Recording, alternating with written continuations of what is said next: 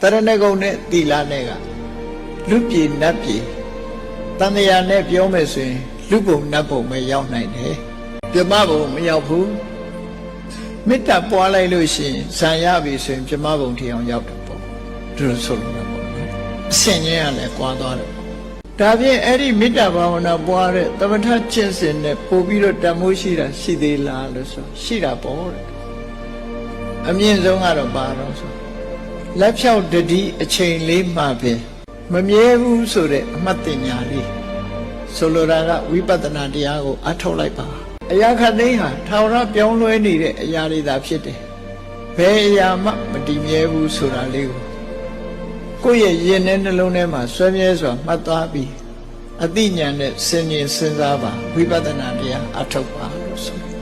မမြဲတဲ့သဘာဝကိုစဉ်းကျင်စဉ်းစားနိုင်တဲ့ဝိပဿနာဉာဏ်ရပြီဆိုရင်တော့အဲ့ဒီကုသိုလ်ကတော့အကောင်းဆုံးပဲလို့ဘာကြောင့်ကောင်းလို့ဘုန်းကြီးတို့လိုက်တွေးလိုက်တဲ့အခါနိဗ္ဗာန်နဲ့အနည်းဆုံးရောက်သွားလို့ကောင်းတယ်လို့ပြောအားလုံးကနိဗ္ဗာန်ကိုဥတည်သွားနေတာအနေဆန်းတင်ညာမှာပေါ်အားပဲနဲ့နိဗ္ဗာန်ကိုရောက်တဲ့နည်းမရှိဘူး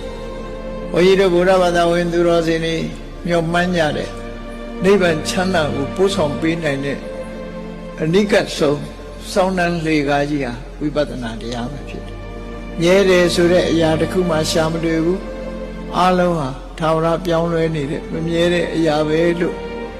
ဆင်ញင်သုံးသပ်နိုင်ပြီဆိုလို့ရှိရင်တော့တေချာပေါ့ဒီကုသိုလ်ဟာအမြတ်ဆုံးပဲ